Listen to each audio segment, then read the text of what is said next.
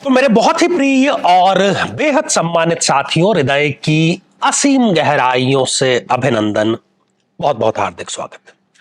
साथियों, शनिदेव जो कि ग्रहों में न्यायाधीश की पदवी प्राप्त है, जिनके पास में डिपार्टमेंट है लॉ ऑफ कर्मा को रिजल्ट में परिणत करने का।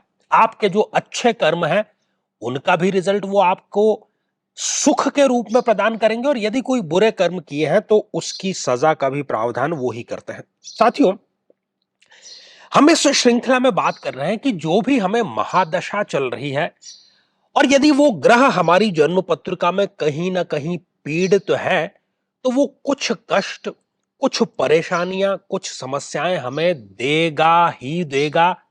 ये प्रमाणित तो है, लोहे की लकीर है, और आप स्वयं अपनी जन्म पत्रिका उठा करके स्वयं इस बात का अंदाजा लगा सकते हैं। और इतनी स्पष्टता के साथ में इतना क्लियर कट कहने का जो हमारा साहस है, वो हमारी स्टडी, हमारा रिसर्च, हमारा लॉजिकल माइंड और ग्रहों पर आधारित जो विश्वास है उसी के आधार पर हम कह रहे हैं। तो इसी श्रृंखला में साथियों आज हम चर्चा करने जा रहे हैं शनिदेव की महादशा।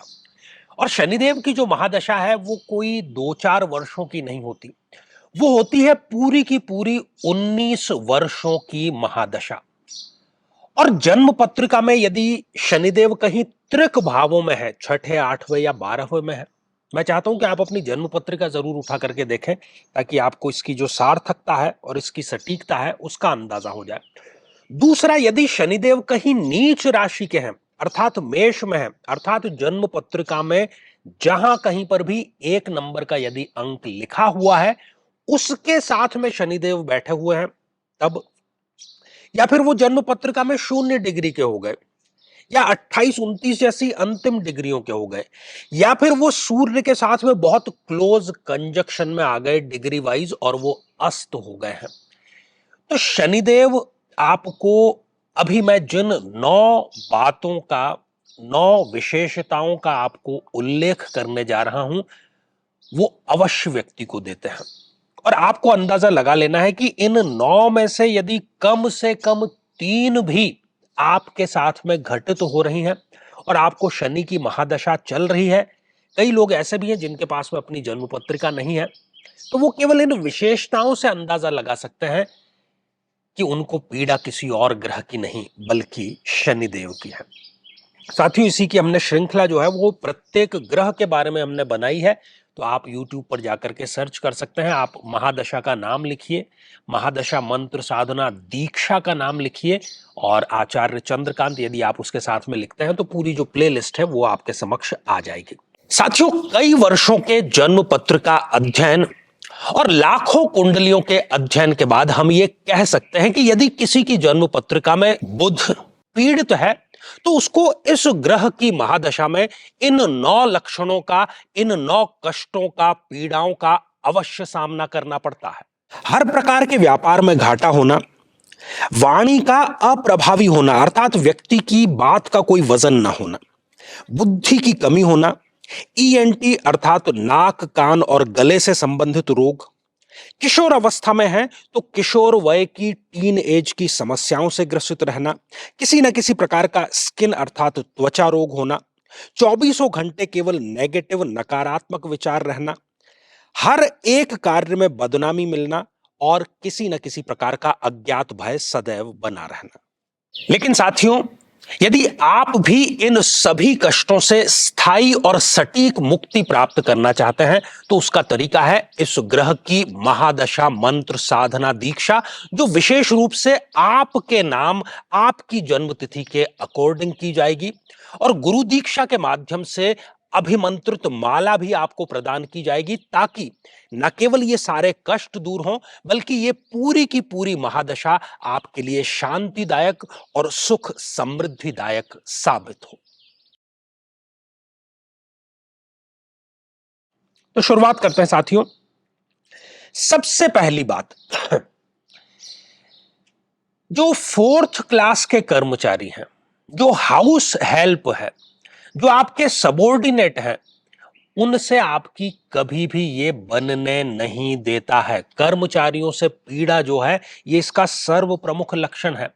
आप चाहे उनकी तनख्वाहें समय समय पर बढ़ाते रहें, आप चाहे उनको समय समय पर प्रमोशन देते रहें, आप चाहे उनका कितना ही ख्याल रखें, लेकिन उनसे आपको पीड़ा अवश्य होगी।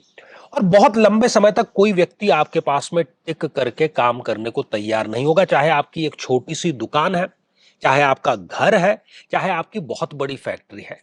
तो ये जो कर्मचारियों से संबंधित तो पीड़ा है, खासतौर पर फोर्थ क्लास को लेकर के, वो शनिदेव अवश्य ही देते हैं। साथियों, दूसरी बात, अपने स्वयं के कुटुंब का विरोध सहना पड़ता है, बहुत छोटी बातों को लेकर के और बहुत बड़ी बातों को लेकर के, दोनों ही स्थितियों में। और खासतौर पर दुखद इसलिए है कि जब उनका बुरा समय था तब आप उनके साथ में खड़े थे, उनकी मदद कर रहे थे, कंधे से कंधा मिलाकर के आप खड़े थे, लेकिन जब पैतृक संपत्ति की बात आती है तो वो मामला कोर्ट तक चला जाता है। आपकी तरक्की से स्वयं के जो कुटुंबजन है वो ही ईर्ष्या रखने लगते हैं। तो कुटुंब का सपोर्ट जो है वो यहां पर मिसिंग रहता है, ये दूसरी बात है। साथियों, तीसरी बात जो शनिदेव बहुत प्रोमिनेंटली करते हैं, वो अपनी महादशा में जितने भी हमारे शरीर में हड्डियों के जोड़ हैं, मतलब जहां पर दो हड्डियां आपस में आकर के मिलती हैं, जिसको हम जोड़ कहते हैं, जॉइंट कहते हैं अंग्रेजी में, उसमें किसी न किसी प्रकार की समस्या, जिसको कि हम गठिया शुद्ध हिंदी में कहें तो वो गठिया रोग की समस्या जरूर देता है। और ये जो समस्या है ये 40 के बाद में बहुत ज्यादा बढ़ जाती है। और डॉक्टर्स के साथ में कोई समस्या जो है वो ये होती है कि डॉक्टर को कुछ समझ में नहीं आता, वो कहेगा कि ये दवाइयां ले लीजिए, ये एक्सरसाइज कर लीजिए, या फिर हम इसको ऑपरेशन करके जो हड्डी बढ़ गई है वो हमें निकालनी होगी। साथियों, चौथी जो सबसे बड़ी बात है वो है हर एक कार्य में देरी। आप सौर मंडल का भी चित्र देखेंगे तो जो शनिदेव हैं वो सूर्य की जब परिक्रमा करते हैं तो सबसे ज्यादा समय लेते हैं। वो धीमे हैं, उनका एक नाम मंद है, और शनि भी इसलिए है कि शनह शनह चले, वो है शनिश्चर। जो काम कायदे से 3 दिन में पूरा हो जाना चाहिए वो आपका 30 दिनों में भी पूरा नहीं होता, और आपको लगेगा कि अब बस कल मेरा ये कार्य होने वाला है, 99.9% मेरा ये कार्य संपूर्ण कल हो ही जाएगा, लेकिन ऐन वक्त पर कोई ऐसी समस्या आ जाएगी कि वहीं पर वो जो गाड़ी है वो आपकी अटक जाएगी। तो शनि का ये बहुत प्रोमिनेंट काम है, हर एक कार्य में देरी करना, कोई भी कार्य हो चाहे। साथियों, पांचवा बिंदु है झूठे आरोप।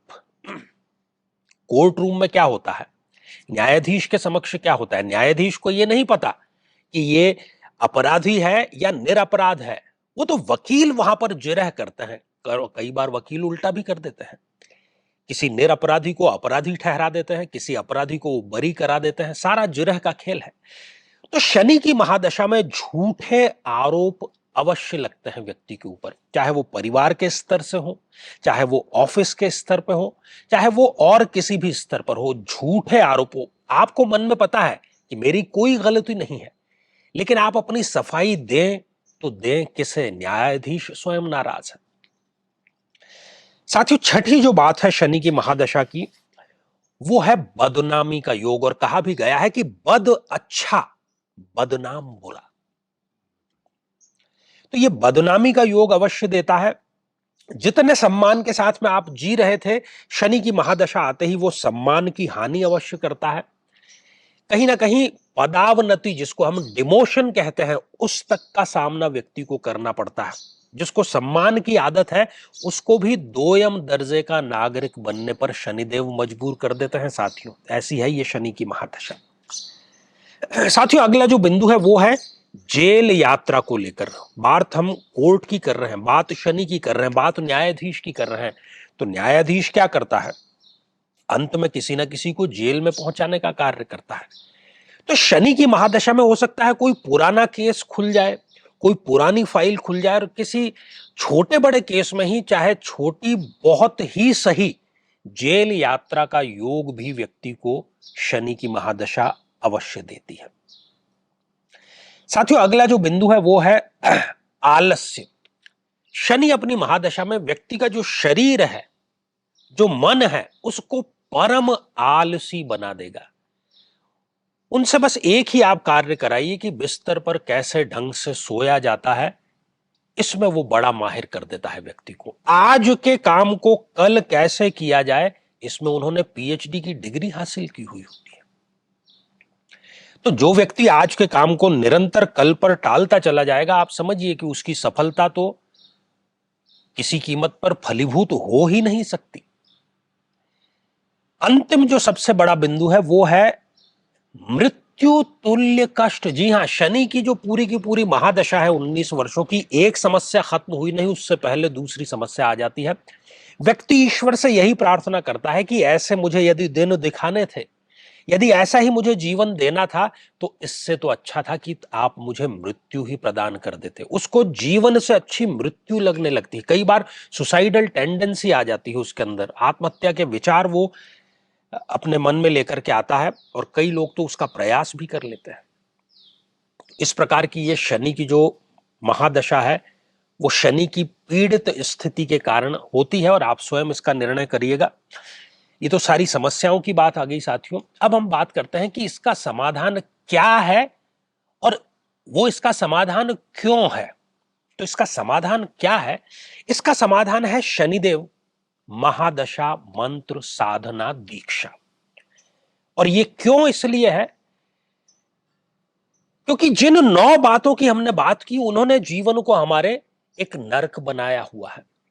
हम कई बार बहुत छोटे छोटे से उपाय करते हैं, और मैंने जनरली, लोग मिलते हैं कहते भी हैं कि मैं मंदिर भी जाता हूं, ये उपाय भी करता हूं, लेकिन आचार्य जी मुझे कोई इसका रिजल्ट नहीं मिल रहा। देखिए, जैसे हर एक व्यक्ति के लिए स्पेशलाइज्ड ट्रीटमेंट जरूरी है। उसकी कुंडली में शनि की क्या स्थिति है, उसकी कुंडली में शनिदेव की क्या डिग्रियां हैं, उसकी कुंडली में शनिदेव कहां प्लेस्ड है, उसकी कुंडली में शनिदेव किन किन घरों पर दृष्टिपात कर रहे हैं, उसके अकॉर्डिंग जब गुरु स्वयं आपको दीक्षित करके, दीक्षित से आप क्या हो जाएंगे, दक्ष हो जाएंगे, और गुरुत्व का तत्व उसमें आएगा, और फिर जब आप मंत्र जाप करेंगे तो उस मंत्र का असर होकर के ही रहेगा, और शनिदेव को भी आप पर आशीर्वाद की वर्षा करनी ही होगी। तो ये आप जरूर इसको अपनाइएगा। और साथियों, अब 2 महत्वपूर्ण सूचनाएं हैं आपके लिए। एक तो बुध महादशा मंत्र साधना जो दीक्षा है, वो आगामी 25 जून आषाढ़ की अमावस्या है, और अमावस्या वैसे ही विशिष्ट होती है। प्रति अमावस्या हम यहाँ पर अनुष्ठान का आयोजन करते हैं, और चूंकि आषाढ़ माह की अमावस्या पर बुध का विशेष प्रभाव है, तो यदि आपको भी बुध की महादशा चल रही है, और हम प्रयास करेंगे कि स्क्रीन पर आपको बुध की महादशा से संबंधित जो समस्याएं हैं, ये आप देखिए, यदि इनमें से कोई समस्या आपके साथ में है, तो आपको जरूर ये बुध महादशा मंत्र साधना दीक्षा लेनी चाहिए। और विशेष रूप से अभिमंत्रित, स्वयं आपके नाम से अभिमंत्रित मंत्र और माला आपको प्रदान की जाएगी, और वही एकमात्र उपाय है इस पूरी की पूरी महादशा को शांतिपूर्वक बिताने का। दूसरी बात, यदि आप चाहते हैं कि आपकी कुंडली का विश्लेषण हो, समस्या का समाधान हो, समस्या की जड़ तक जाया जाए, तो आगामी समय में मैं स्वयं इन शहरों में उपस्थित रहूंगा। आप समय लेकर के मिल सकते हैं, या फिर आप अपनी कुंडली का विश्लेषण कराने के लिए टेलीफोनिक अपॉइंटमेंट या वीडियो कॉल अपॉइंटमेंट भी प्राप्त कर सकते हैं। साथियों, ये श्रृंखला हमारी आगे भी जारी रहेगी, क्योंकि इसमें 2 ग्रह, छाया ग्रह राहु और केतु अभी बाकी है। तो आज के लिए केवल इतना ही, और इसी मंगल कामना के साथ में कि आप सभी स्वस्थ, समृद्ध और शांतिपूर्वक जीवन व्यतीत करें। नमस्कार।